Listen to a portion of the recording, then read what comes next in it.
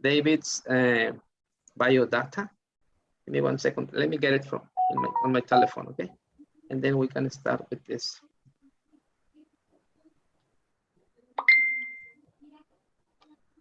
Okay. Well, let me tell you about David, everyone. David joined the State Department in 2003 after nearly two decades as a teacher trainer, and publisher, working in the US, Costa Rica, Spain, Turkey.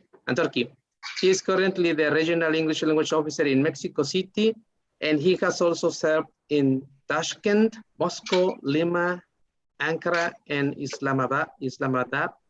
That's in Pakistan, I guess.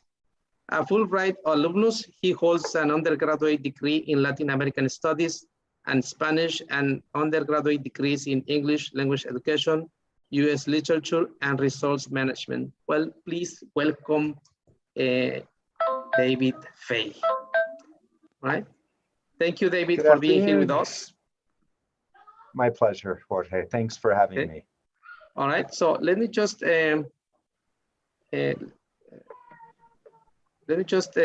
go to our questions. Today we have a session of questions for David. After David answers these questions, he will answer your questions from the audience, okay? So welcome everyone, and as I told you before, please tell us where you are joining from. I know we have people from South America, David's friends, okay? That's great. So let me just share my presentation so we can start with the questions. All right. Hold on.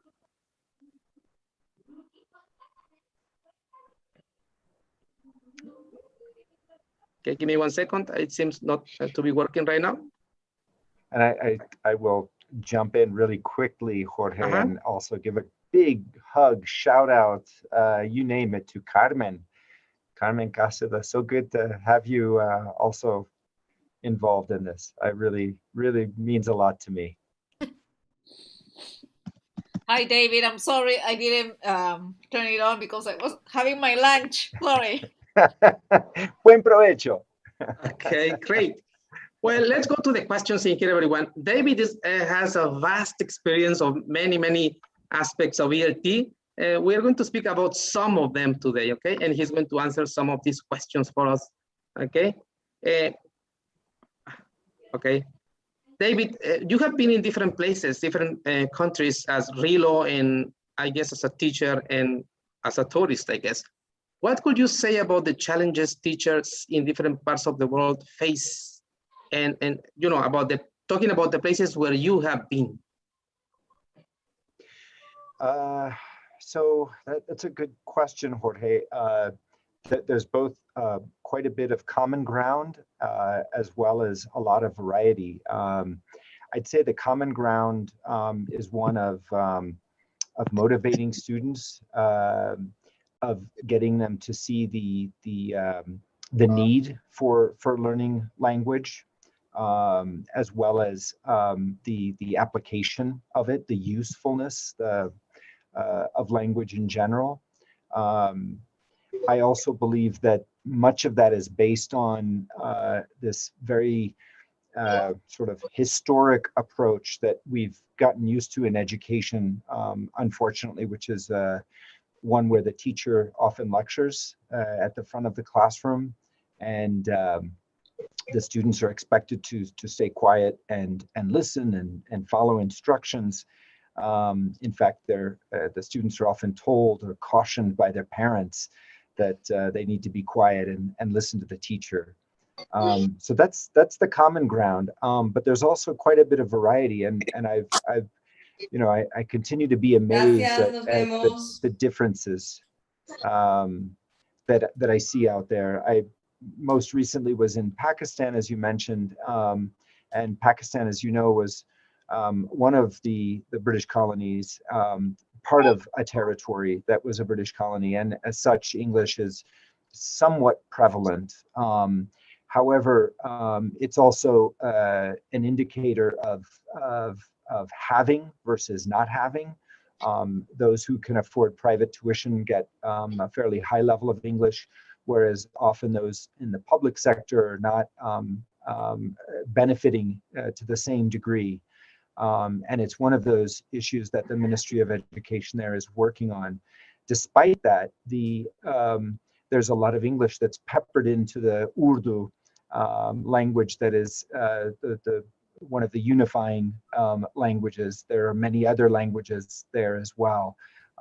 But there is also a lot of exposure to movies and ads and documents in English. And so that makes a difference in that part of the country.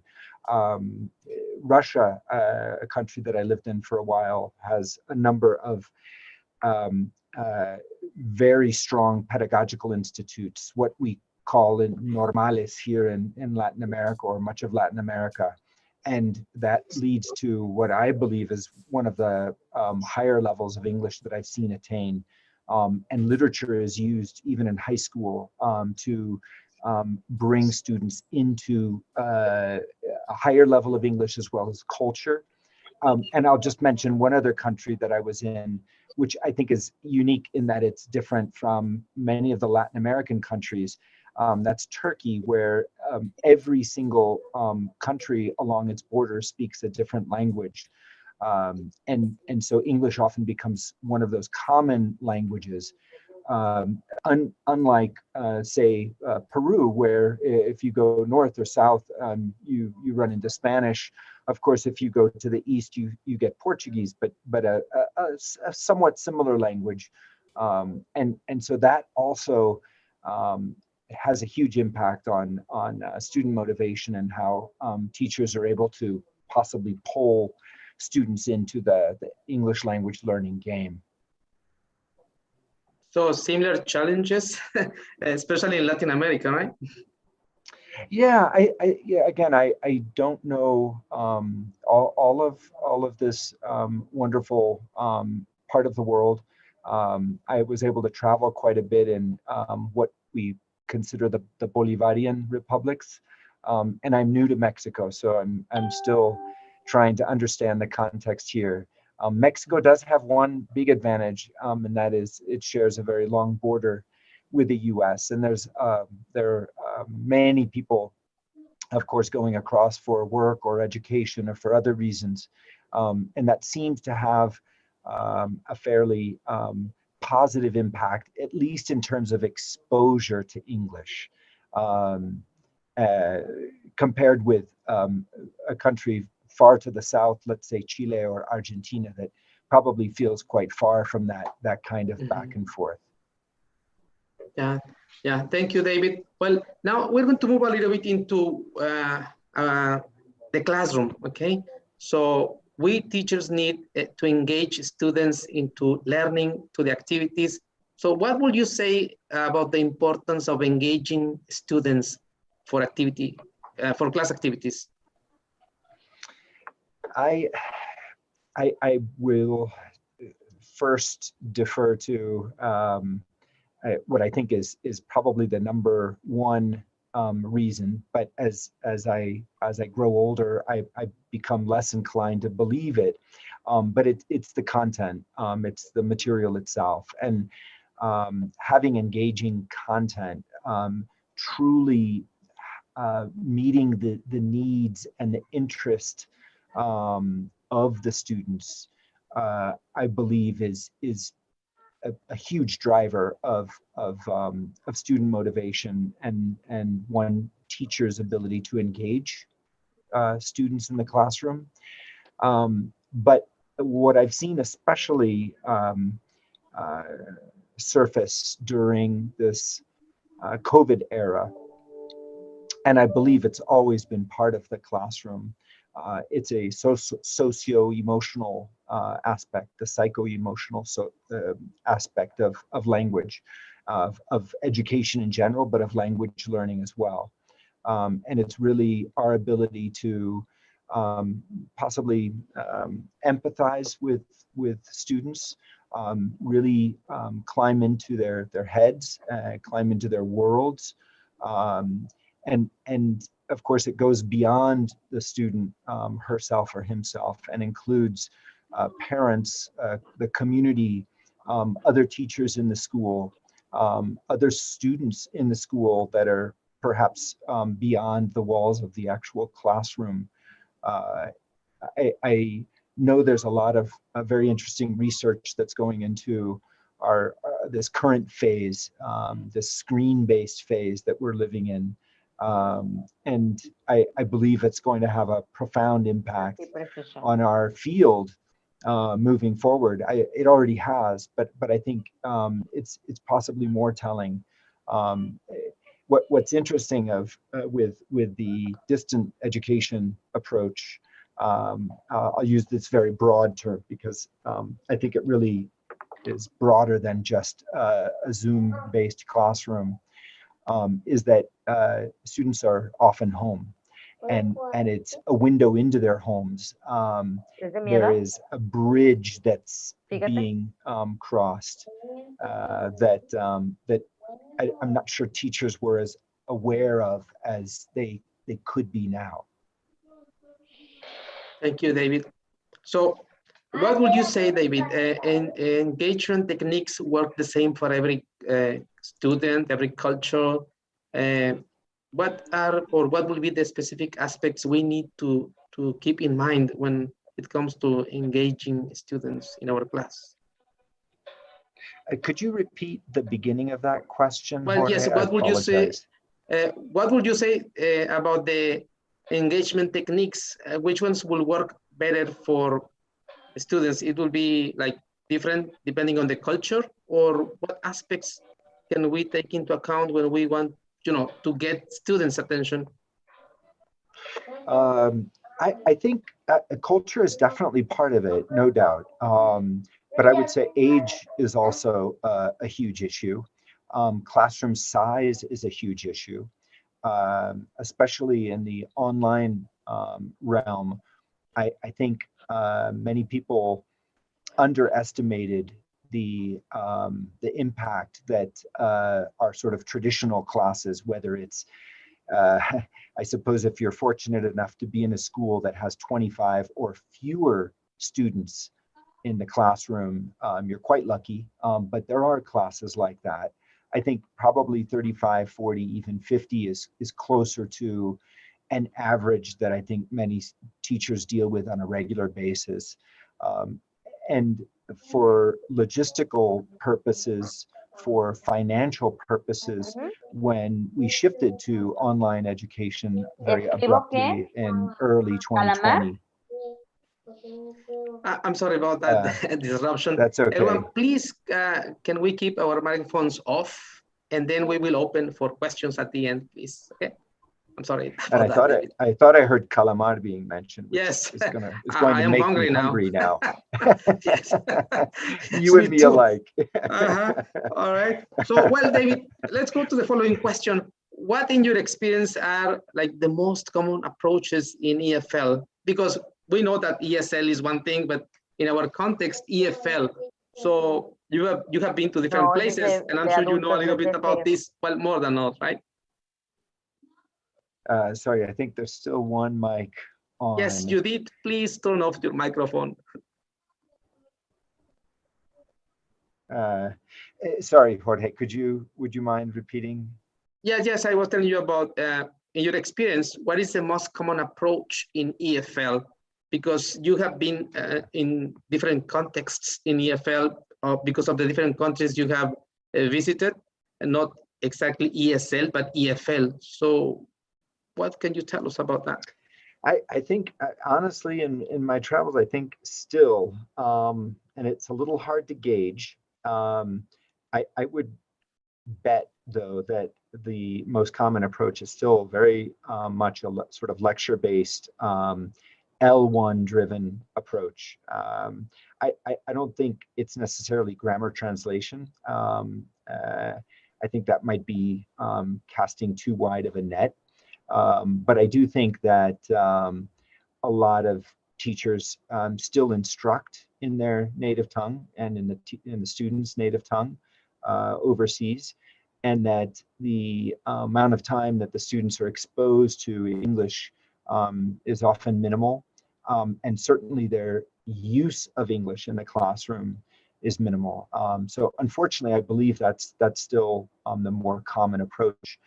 The reason why I say it's difficult to gauge is many of our experiences here at the Regional English Language Office, and this goes, I believe, for most of my colleagues around the globe, is that we meet teachers and are often engaged with teachers either through our projects, our programs and projects, or at professional development events.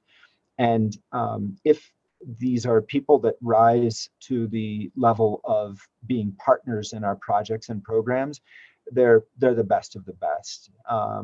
And if they are attending a professional development event, it usually means that they're interested in improving themselves. And you can't get anything better than a teacher who is a lifelong learner, in my opinion. And so I think our view is often colored by a somewhat limited exposure to teachers who I would say are probably in the top 5–10% of their field. Yeah. Now my microphone is off. Okay. Now, thank you, David. So would you say that there is an approach or some approaches that promote engagement the most, David? Oh, definitely. I think, I mean, we tend to use a blanket term, communicative, the communicative approach. And unfortunately, I think it means different things for different people. I'm not sure we necessarily tease out the nuances as much as we probably should. But I think activities that get students together working to solve common problems or puzzles or games. Project-based learning is one of those aspects. I think project-based learning coupled with a healthy dose of community service where you're connecting the content to real world issues, even if they're local or global, I think is probably one of those more successful approaches that exists today. I think online it translates into breakout rooms, into learning management system based group work that could be asynchronous, because I think that's a balance that each teacher needs to strive to achieve, is that synchronous and asynchronous balance. But definitely any kind of approach that really gets students to use the language and to experiment with it, to explore, to embrace communication and the need for communication over accuracy, I think is what works better. And this, I think, is regardless of EFL or ESL contexts. Thank you, David. You're going to hear a little bit of noise because, as I told you, my neighborhood is noisy sometimes. I'm sure you're going to hear a guy who's selling pan. It happens. All right. Let's go to the following set of questions we have in here. Okay. This is kind of very common now, David, gamification. Why has this become an important component in EFL and ESL? It's Deborah Healy's fault. Yes. That's the It's her talk. Yes. She's a friend and a wonderful professional. So I am joking. I think it's important in that I think that the core principle behind it is that it's additive, that you're looking at rather than subtracting points for wrong answers. You're starting all the students at sort of at this base level, and then they're adding points as they go along. So nobody really loses. The idea is to win a little bit better, I suppose, but not necessarily better than another classmate. I think it's considered a maybe a healthy dose of competition, but it's also one that could lead to student motivation, group work, which I think is key. I think many times people might misunderstand the concept as well, and just focus on the first three letters, the GAM, the game part of this longer, very abstract noun, and yet it is something that games could certainly be a part of, but truly the idea is to reward students and motivate them that way, by offering them incentives as they're learning, and also offering them the opportunity to make mistakes and not feel punished for having made them. Oh, yes. Well, and what about our context, David? I know you know about our context, well, part of our context in Latin America, and you know that we sometimes have limited resources. So is this possible when we have these limited resources? Yeah, I'm not sure gamification is necessarily tied to resource rich or resource poor environments. I think it's more of a philosophy, and a philosophy that translates itself into some very specific kinds of activities. I definitely believe that it can be adopted in resource poor communities or resource weaker communities. And please don't misunderstand me on this. I'm not in any way saying that any particular country or region, for that matter, is resource rich or poor. I think, again, we use those words a little bit too loosely. I think we often tend to equate it a little bit too much with specific equipment in a classroom, and unfortunately miss out on the most important resource, which is the student's mind. And I've seen many classrooms in different parts of the world that don't have any kind of flashy equipment, might not even have a blackboard, and yet the students are completely dedicated and passionate about learning. That is one of the most resource-rich environments you could get. So in short, yes, I do believe it's possible. I think it has a little bit more to do with assessment systems and assessment traditions. I know many countries are bound to a battery of exams. They could be high stakes standard exams. They could be institution-based exams that are contradictory, I think, in some ways to the concept of gamification. So I think a lot of it has to do with looking for ways to adapt those assessment systems so that they do work with gamification, and possibly to look at this as a philosophy that could influence on a national level or a regional level, if that's even possible. I can't tell you off the top of my head any particular countries that have embraced this as a philosophy and that has influenced profoundly their assessment system. I'd like to think it exists somewhere, but I wish I knew, and I don't. Thank you, David. Well, I'm sure, but almost sure, that everyone in here knows what Relo is, but because that's our following question. But just for the ones who may not know about that, tell us what is Relo.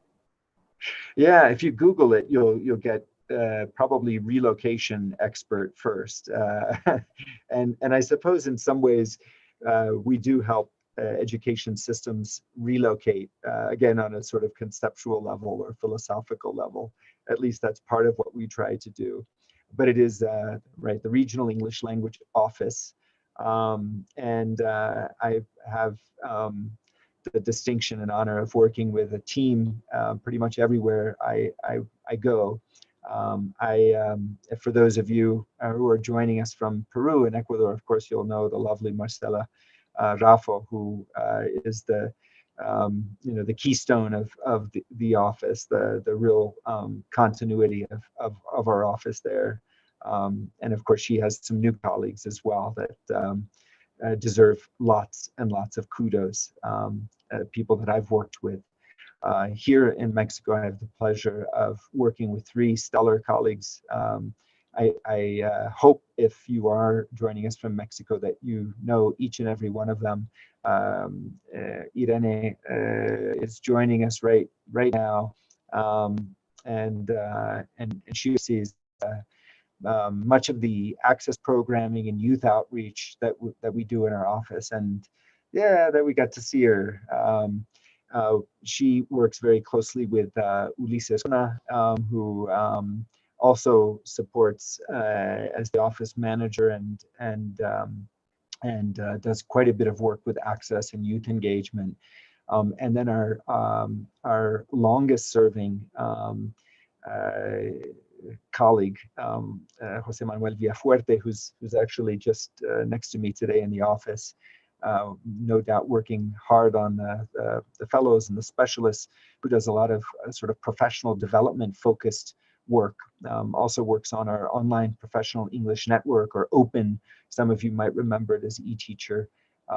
That programming, a lot of higher ed outreach, especially through the fellows and the specialist program. So we're a family, we're a team, and we're only as strong as our partners. One of whom is you, Jorge. We couldn't do all of our good outreach without super professionals. They're the ones who are really furthering our cause, which is not only to improve the quality of English language instruction, but also to help better unite our 2 countries.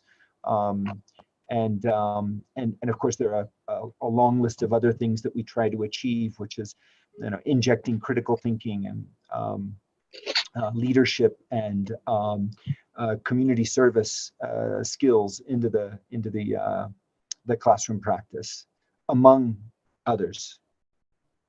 Yes, I was a lucky one. I mean, lucky to participate in one of those programs. Well, the other 2 questions are, I guess, are related, David. We are asking about the materials or resources that RILO offers to teachers, and also how teachers can access to these resources. That sounds like a good plug, Jorge. Thanks for including that question. So you can find more resources, and I'm guessing the crowd here probably knows already. It's the AmericanEnglish.state.gov website that is really our main hub for resources. And you also have access to some of the other professional development opportunities, such as our American English Live webinars, whether you join live or whether you access the archive, which literally has dozens of webinars, truly wonderful webinars by very gifted professionals that I think is the real treasure trove of American English. I would say the second treasure trove is probably English Teaching Forum, the journal that is produced by teachers for teachers. It's very practical, full of ideas. And keep in mind that almost, we do have 1 or 2 exceptions out of the several thousand pieces of resource, if I can put it that way, that are not, but almost every single one is an open educational resource. It's in the Creative Commons. It's something that we want people to replicate and share and reuse and adapt and adopt. And so we want to make sure that people are accessing it regularly, downloading, whether they're videos or audio files or PDF files. But that's the place we try to get everybody to move towards.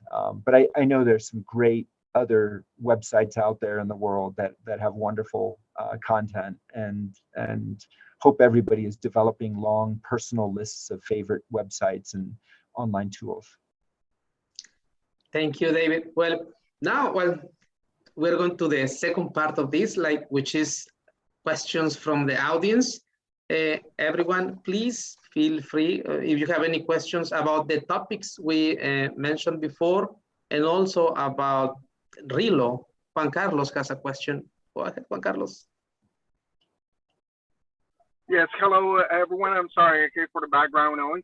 So I'm from Managua, Nicaragua, and I got a question to David about this situation, and Mr. Torres, you mentioned it, for example, with the problems that we have with the connection. So what happened? Do we have to be flexible in the assessment with our learners, or we have to, to be very strict at the moment of assess our students virtually?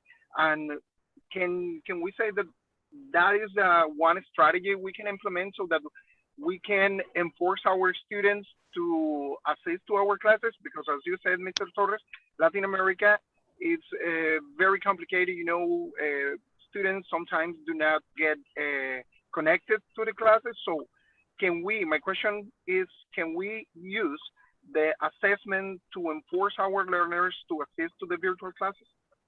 Is it recommendable? Good question. I think in some ways you partially provided an answer, and you mentioned connectivity issues.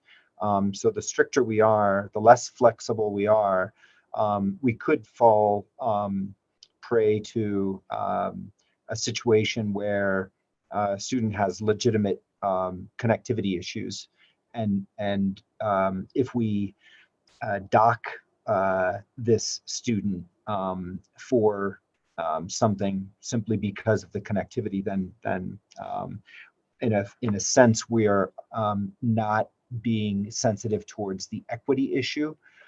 I think that this leads to a broader discussion. I understand that there are times for high stakes formal assessments. I understand that, and especially for more centralized systems, national systems, it's a make or break deal.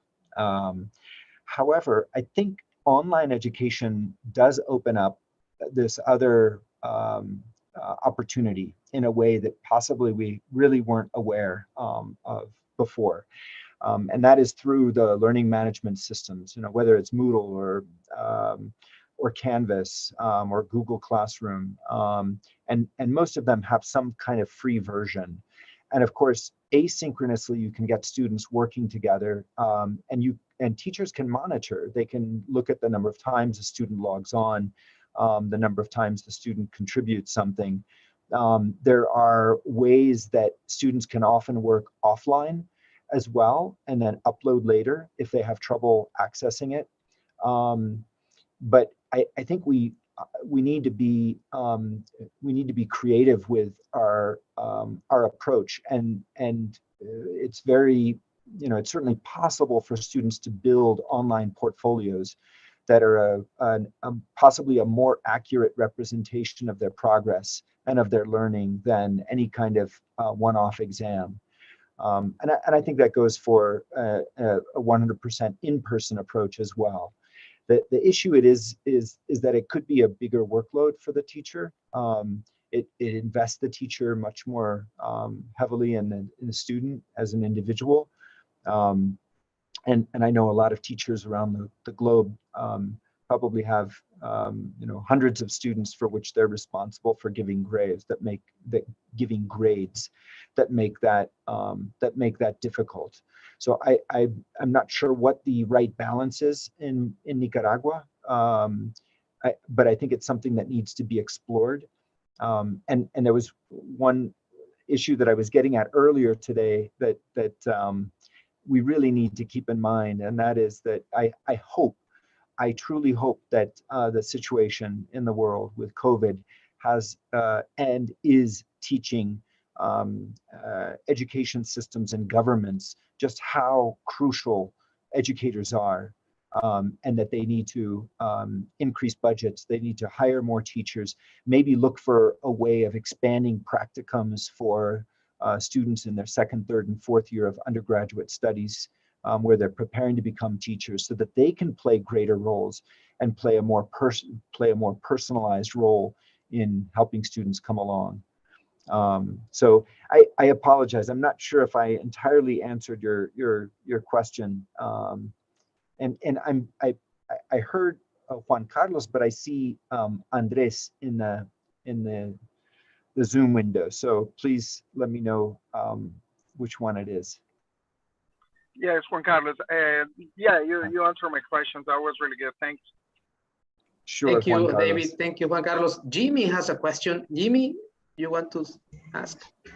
Thank you, George, and thank you, David. Well, thank you for allowing me to participate in this workshop. So, well, I am from Peru here. I am in Lima, Peru. Great to see you, David. Wow, for a long time I haven't seen you. I know you have been in Pakistan last year. I have seen you, and now you are in Mexico. Well, that is great. So here in Peru, David, this year, so we have been 2 years teachers only teaching online, and this year maybe we have to back to the school. Some teachers, they are afraid, some parents and students. That is our real. So in my school, I teach in a public school. I teach in public school in high school. Around we have 45 students in class. And also the school, the classroom, it's not properly for teaching, for keep distance from the COVID, from this virus. So I was thinking about to apply for the hybrid lesson. I don't know if it's sure, but it could be maybe I set up a project here in my school, maybe this year, that is for hybrid lesson, for only a groups. My students attend to my classes for face-to-face. If we back to the school this year, and some students, they stay at home for streaming with me by YouTube or by Facebook. I don't know. Well, I don't know if hybrid lesson could be the best method that I will have to apply. I don't know, David, or you have any other recommendation I have to consider if we back this year to the school, universities? Yeah. I think it is, assuming you have students who can access what you're providing. I think approaching learning from as many different directions as possible is important these days. And I think, again, for the online part, to seriously look at synchronous and asynchronous. I think it's important to have a mix of the two and to let a learning management system sort of provide the framework or the structure. The infrastructure is probably the better word, the architecture for this kind of learning. I'm extremely sensitive about, and I've got sons who are now in their early 20s, but I do see a huge difference between approaching the online portion through a smartphone versus a larger screen like a tablet or a laptop. And I do worry that sometimes we only look at connectivity without looking at the gadget as well.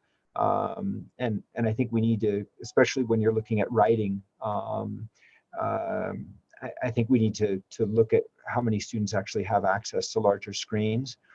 I'll add one other aspect, and I used the expression distance education before. Let's not forget that long before COVID, many countries in the world used distance education where they were sending packages of material by mail, print material by mail to people around the country. and I know that there were some that were even doing this on a global level, some US institutions, followed by some kind of major exam or assignment that needed to be turned in. I think that's still valid for many countries. I think I don't see any reason why we should not be looking at that. I realize that there's a cost involved still, printing material or acquiring those materials, sending them does cost something, but that's another dimension that should be considered. And I'm not saying it should necessarily replace anything else. I think getting people together in person still has a lot more power than anything else. But I think that even if you're able to get people together in person, there should be some kind, assuming it's possible, some kind of online engagement, because it's a way of expanding the students' exposure to the content and allowing them to engage with learners, with a teacher, with others outside of the limited class time. And Jimmy, congratulations on all the great work you're doing in Peru. It's great that you're asking this kind of question and that you're willing to experiment. Thank you, David, and thank you, George, for this space. Thank you so much. Thank you for being here with us, Jimmy. Thank you very much. Well, I don't know if there is any other question, as I told you, regarding reload services or also the topics we mentioned here before. I have a question, George. I don't know, David. David, I have your email. Maybe, well, I don't know. I'm thinking to train teacher for higher education. It's probably in March. I don't know if we can contact with you. I know that there is a reload in Peru. And also, maybe I'm working for higher education here at the university. I'm thinking to promote, teacher, they need more resources. Well, maybe we have to keep in touch, and we in the future, maybe in March during this year, we can set up or invite you for an event. It could be possible. I don't know. Or maybe I have to contact with Lima. Oh, yeah. I don't know. Thank you. That's very kind of you. We always defer to our colleagues in those countries first, and you have a wonderful relo in Lima right now. Denise, if you need contact information, I'm happy to provide it. If you've got my email, then please write to me and I can put you in touch. I'm guessing you would have Marcela's email. You can always reach through her rather. I just would add that I really want to applaud Jorge's effort, because it's truly an open approach that he's you're not trying to only get teachers from one specific country. I think there's a lot we can learn from one another when we're coming from different countries and different perspectives. And again, that's the beauty of doing things online. So if you do decide to do something in Peru, to some kind of higher education professional development, we are certainly open to expanding the audience, assuming it fits whatever your objectives are. Thank you. Thank you so much. Thanks a lot. Victor Hugo has a question. Hi, David. Can you hear me? So good to see you. You're getting younger. You're like Benjamin Button. Yeah. Glad to see you, David. Such a long time. Yes, it's been a while. Just, you look great, though. I really mean that. In my mind, the work, the lot of work we did through different parts of Peru, different institutions, with a lot of colleagues, teacher of English in Peru. Yes, such a long time. Yeah, it's been a while. All right. Congratulations, you you return to Latin America. So I'm happy to be back hope, in Latin America. I hope you know that the answer of that question I continue asking. My question, my big question is why to teach English in Peru, for example. Yeah, I didn't get the answer, the exact answer. Why to teach English? Why I teach English in Peru? I teach English in my life, teaching English in Peru. So, in Latin America,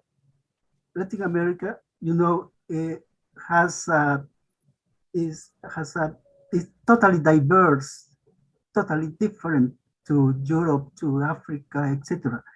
Yes, but we continue getting the reference of the common European framework reference.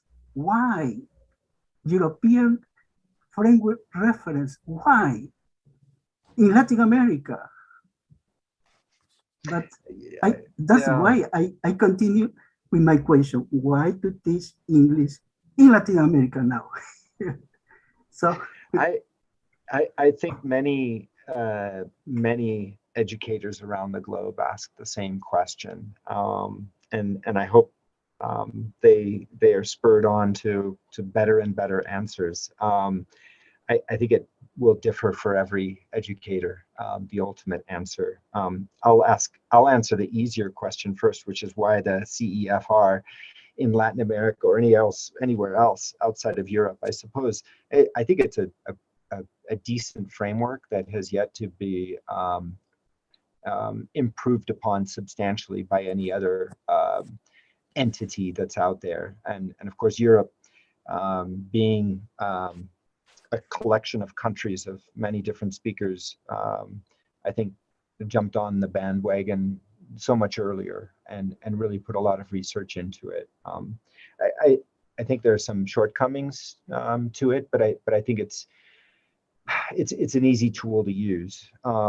As for English in Peru, I think our bigger issue, maybe our other question is why not other languages?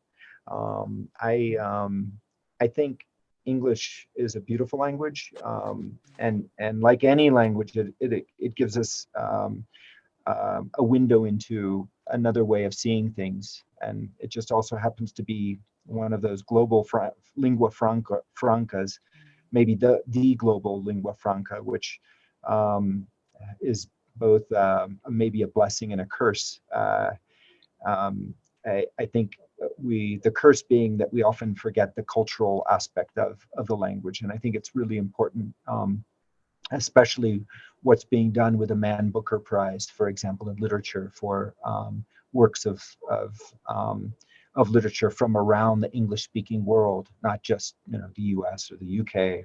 or Ireland, for example, or Australia. The blessing being that it does allow us to converse with people from other countries, non-English speaking countries, assuming they get up to a certain level of English. But my question is, why aren't we doing more to make multilingualism a reality? And I just, kids can absorb languages, can use languages. Why not reinforce some of the native languages that we have in Peru, where you have hundreds of native languages. Mexico is also rich in that respect, but also other languages, other beautiful languages, Arabic, Russian, Chinese. That's my bigger question. I think we're selling ourselves short. I think we're underestimating children as well. Okay. Thank you, David. We are going to take one last question because thank you, Victor, because we are running out of time. Andres, I saw your hand up. Yes, thank you, George. Hi, David. Hi, George. Well, I just parked for a while. I was driving, so I have a short question. David, Currently, I'm working on a project which seeks to benefit 150 or 200 people through an English program which lasts 3 years. And I also know that Reload supports this kind of project. So I'm asking if there's an email to contact you. I really would like to send you my project just to check it out, if it's possible.